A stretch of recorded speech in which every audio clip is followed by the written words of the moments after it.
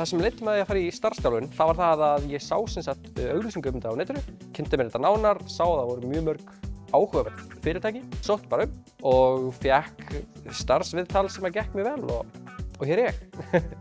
Það sem hefur komið mest á óvart í starfsþjálfunni hvað ég fæ mikið að vera involved.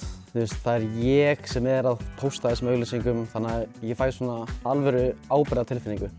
Eins og í kennslustofunum erum við rosalega mikið í fræðilega hlutunum. En núna fáum við loksins að fara á vinnumarkaðinn og gera það sem við lærðum á þann hátt sem ekki hægt að kenna í kennslusund. Starfsþjálfunin hefur 100% aukið sjálfstraustið mitt og líka bara upp á það að gera eitthvað sem ég hef aldrei gert áður og gera það aftur og aftur. Það byggir upp mjög mikið sjálfstraust. Ég myndi virkilega mæla með þessu. Þetta snertir mörg svið viðskiptafræðin.